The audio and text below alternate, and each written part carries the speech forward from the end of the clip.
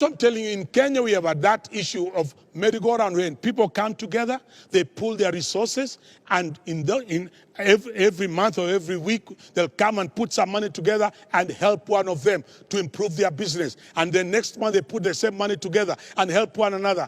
And these are things, that's the foundation for table banking, where people come together.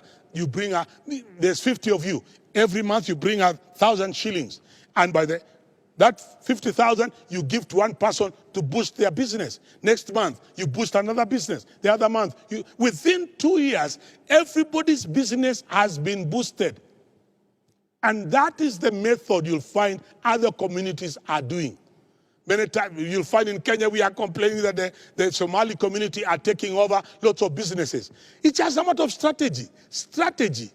Because the rest of us, we are not strategic in our thinking. No, we are very political. Everything we look at, and we are more interested in politics of 2022 more than anything else. But the Somali community, whatever happens in 2022, they know they shall either be number 2 or 3.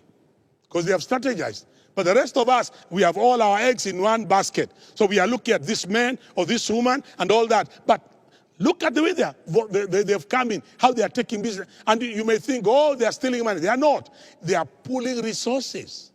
And then they open a business for one person. And they are telling him, as you do that business, we are still in the same group. Let's pool resources. Open the same petrol station for another person. Open the same M-Pesa for another person. Open the same a similar restaurant for another person. Let's open another restaurant in Kisumu, in Kericho, in Nairobi, in Mombasa, in Tutuandei. And they're all over. While the rest of us, we are thinking of more politics of succession, more than strategizing. Because we are looking for handouts from politicians. How have they benefited? Merry-go-round.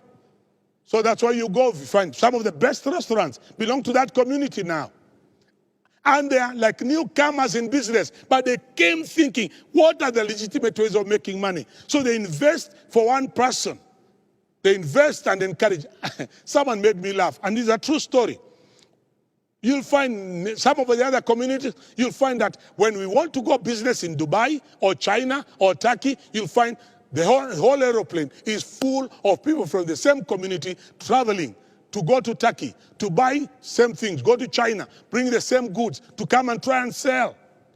But how much will you bring? You are going to bring either 2, 3 suitcases or 5 suitcases. But that community, they don't operate like that. Instead of buying 25 air tickets, they buy only 1. Instead of paying 25 hotel rooms, they pay for only 1 hotel room. Why? They give one of them all that money with a list. This is what I want from my money. And they work in integrity. And this is the important thing. When you're in a merry-go-round, you're in a chama, please work in integrity. Because some of us, if you sit in a chama with others and they give you their money, you change your telephone number. Shindwe. You are keeping our communities poor. You are keeping us at the bottom of the food chain by conning your brothers and your sisters. But look at other communities, whether it is the Asians, the Ismaili community, the Bohora community. You look at the way they do business, the Patels and the Shahs and the Somali community. They support one another in merry-go-rounds. They lend one another money because that's cheap money.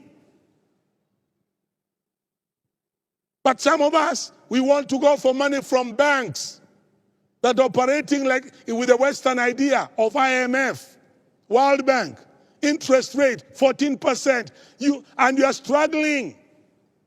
How can you compete with those communities when they have come together in a merry-go-round? That's another legitimate way of making money. And I'm challenging you Christians, come up with merry-go-rounds of brothers and sisters where you can operate in integrity and honesty and stop cheating one another and robbing one another. It's very sad when some of these communities comment about us, oh, there's no stealing here because there are no Christians here. It is sad. It should not be spoken of in our community.